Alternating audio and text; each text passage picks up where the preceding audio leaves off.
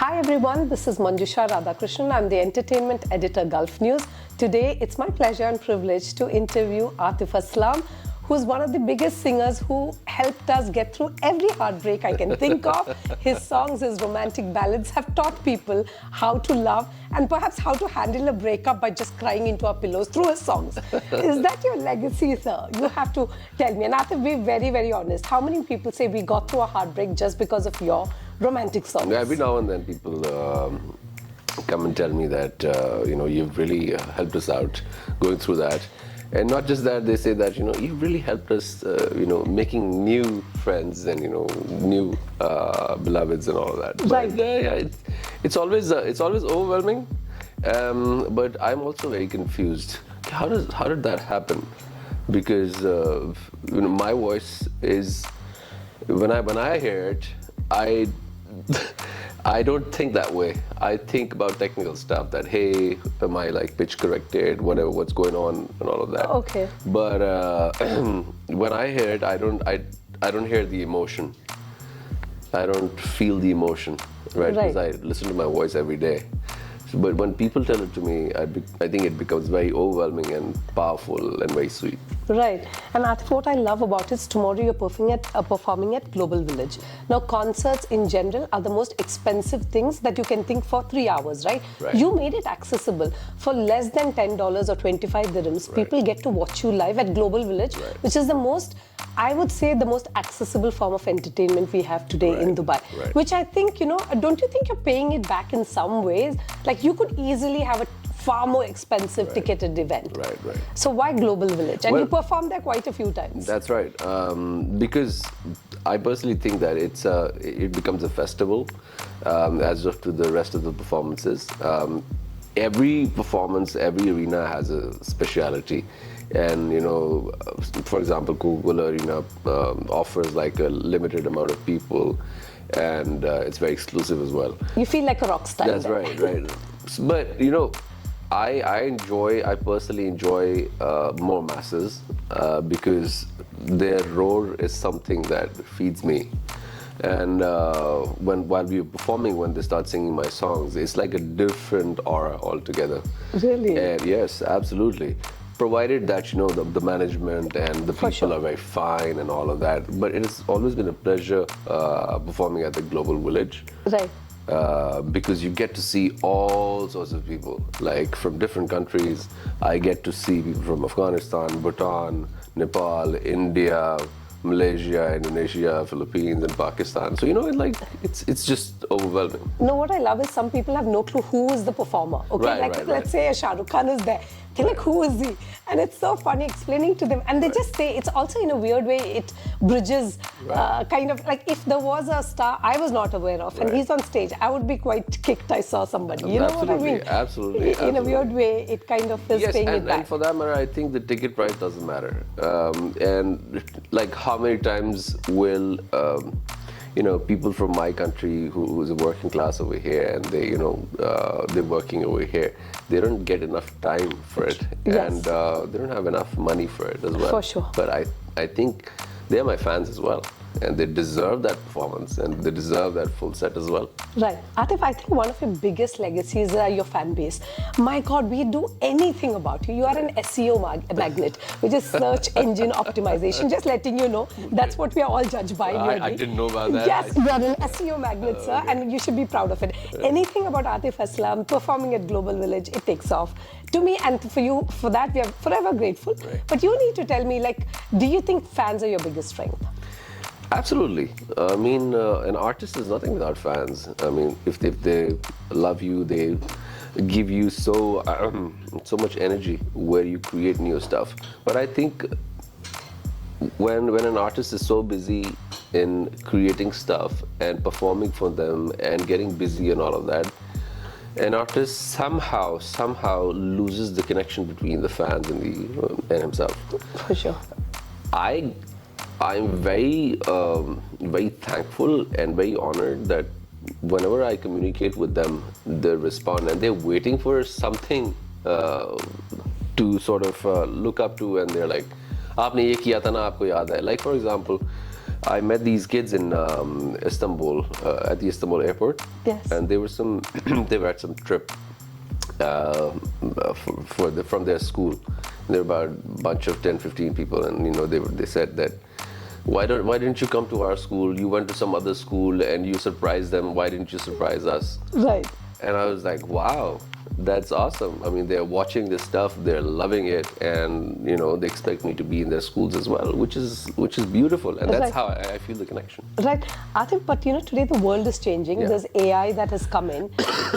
You could make them write, AI could write a song so Yeah. quickly, as opposed to where you started off with Jal. Yeah. Where you were like, even songwriting was a process, right? Yeah. You had to tune it. Now, in a snap of a button, the Yes. whole thing could be. How are you as artists, getting used to it? For me as a journalist, I'm like, my God, I feel a bit obsolete at some point. Right. Because they do it faster than you. Right. As an artist, how do you view AI and its... Well, honestly speaking, I love it. Yeah. It gives you a lot of ideas as well. Yes. But at the same time, I think a human brain can paint a song very differently.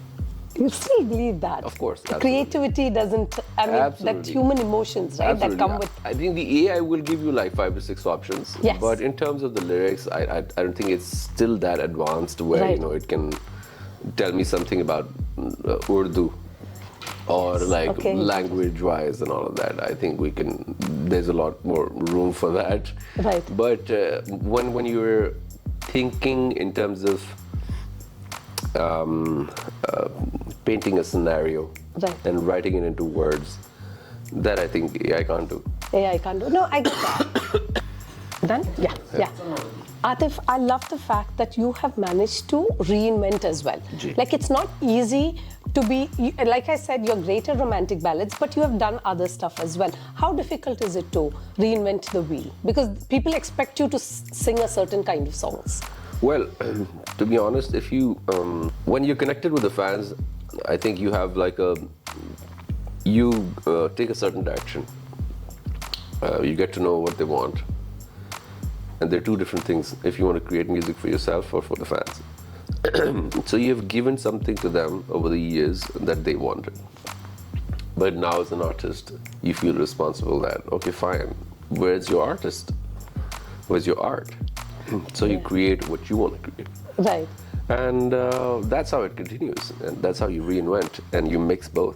Right. And Atif, what kind of artistic phase are you in right now? If you had to sum it up, I could say I'm chasing the numbers. As a journalist, I'm giving you, I want numbers. That's it. Right, Whether right. the quality is great, I'm not so sure.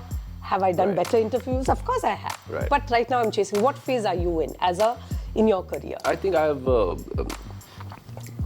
have really,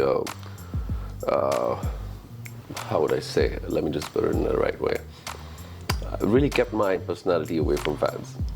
They did not see what they see now because they've never seen the funnier side of this guy.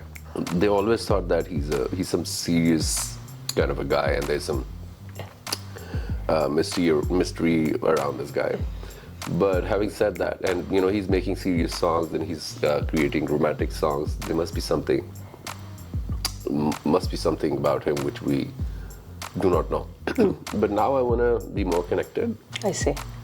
And now after I'm creating those reels and Yes, creating I those watch it. things, so I feel, oh my God, you're more humane than I thought. there you go. So I just want to tell With your them that I'm family. as normal as everybody, and just like a guy next door. Right. There was this one particular reel, I think. I was just listening to it. Dekha Ek Kwab That's right. from Silsila, I Yeah. think. Was it Silsila? That Yeah, movie? yeah. Yes. You sang it. And I was like, man, you're good. You know what I mean? It Right, just right, right. instantly connects you to your fans. It shows you your goofier side. Right. But social media is also a tough one, where they can treat you differently. Right. They troll you. How Yeah. do you take the love and the hate? Well, I think when they start calling you a legend, I love it. They're not trolling you. That's fact. when they Hashtag fact. Well, I don't think so, but I think there's a long way to go. When they start calling you a legend, and they think that there's a legacy, and I'm like, wait a minute, I have not done enough yet. I have to do a lot of more stuff to be called a legend. Right. And when people troll,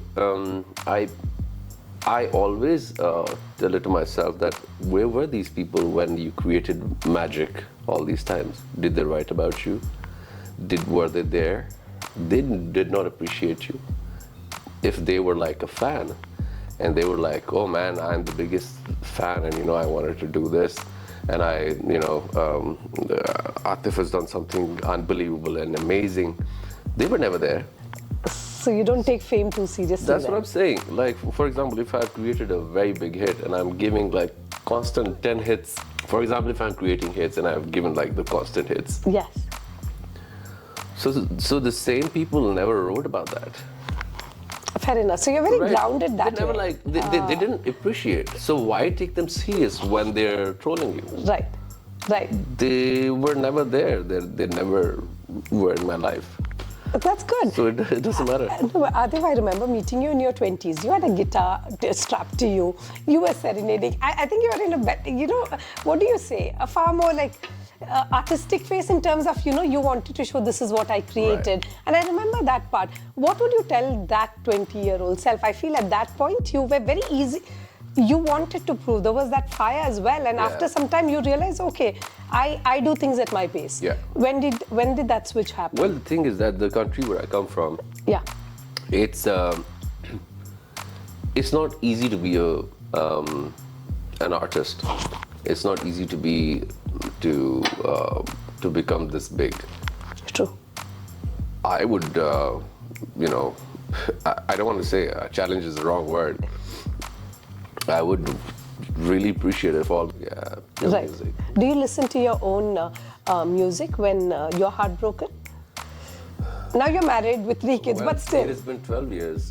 I'm not heartbroken. No? Thankfully. It never happens, and you guys are like one sturdy unit. Love Thank you. listening to you. And there will be plenty of other people who love your songs and who depend on you for heartbreak. Like, I think it's Taylor Swift who said that if there was no heartbreak, I think I would have gone out of business a long time Right, ago. absolutely, absolutely. Is that your biggest currency? Break hearts, I'm there for you. I'm your swipe right.